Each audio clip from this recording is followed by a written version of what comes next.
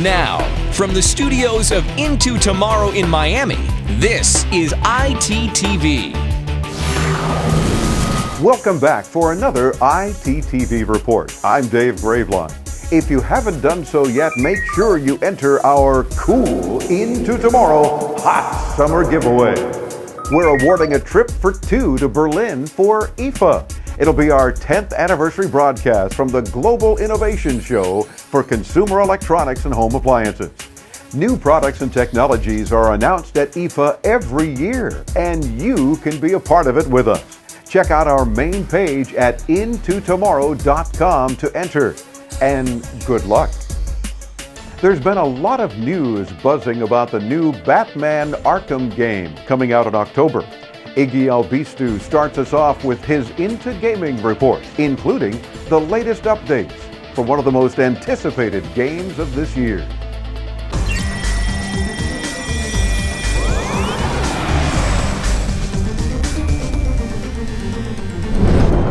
Welcome back, gamers, to another episode of Into Gaming. Now, there aren't really any new anticipated games that have been released this week, but there's been a lot of buzz going on for the third installment of the Batman Arkham series, and that would be Batman Arkham Origins. Now, for the gamers out there that don't know, this new upcoming Batman game is not a sequel, it's actually a prequel. Also, the original studio Rocksteady, which was responsible for Arkham Asylum and Arkham City, was not involved in this game's creation. Instead, the mantle was handed off to Warner Bros. Games Montreal. Arkham Origins takes place only 2 years into Batman's career and takes place in one night on Christmas Eve. In the new game, we see some recurring villains from the saga like Bane, Joker, Penguin, Deadshot, and some new ones get introduced. The new set of villains are Black Mask, Anarchy, Deathstroke, and Copperhead. Up to now, we have been shown that the main villain is not Joker and instead is the Black Mask, who has put out a $50 million hit on the Batman. With a payday like that, assassins from all over come to Gotham to take out the Batman. The newest assassin to be introduced is Copperhead. However, Copperhead has gone through a complete makeover. First, Copperhead is not a man and is instead a woman. She's also not a mutant that's half snake. She also doesn't bite to deliver her toxins and instead has Catwoman-like claws that deliver her poisonous blows. Now, they did make her a master martial artist like Batman, but instead of fighting like Deathstroke, she slithers around your body just like a snake. They also have announced 2 new henchman types, the Enforcer and the Martial Artist. Now, the Enforcer kind of reminds me of the Juggernauts from Arkham Asylum, or even the Armored Henchman from Arkham City, but this new henchman has a saucy twist. As you fight him, you have to take off his armor in order to stop him.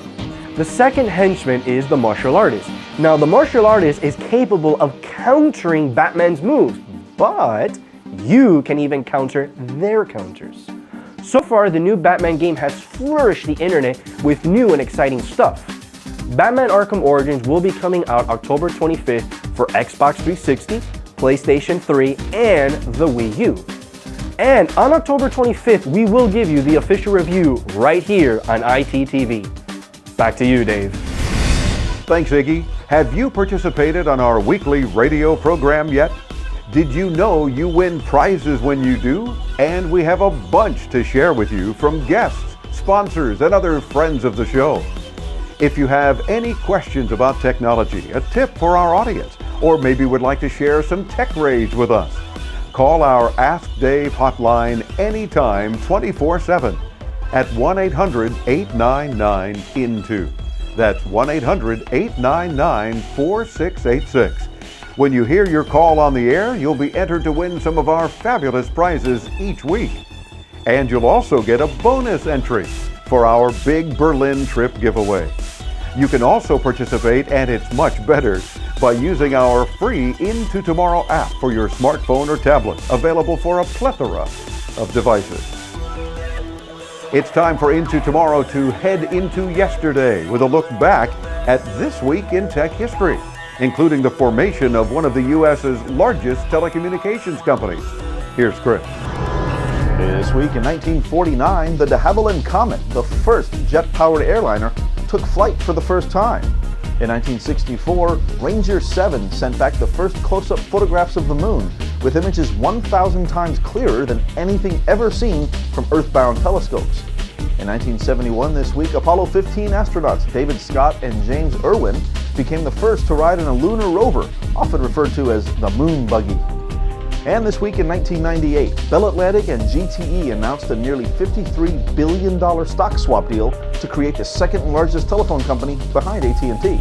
The resulting megacorporation would later be named Verizon Communications. That's our look back at This Week in Tech History, brought to you by IFA Berlin, the global innovations show with a rich history all its own. Get more info at ifa-berlin.com. Don't forget to subscribe to our free tech newsletter. It's got a ton of useful information. Stop by intotomorrow.com and put your email address in the red box on the main page. When you get the confirmation email, accept it by clicking the link, and you'll have us in your inbox for free once a week. Thanks, Chris. Don't forget to get social with us. Follow our official Twitter feed at IT Radio Show, and like us on Facebook at fb.com/intotomorrow. It only takes a second to hit that like button, and we typically give prizes to our social followers as well.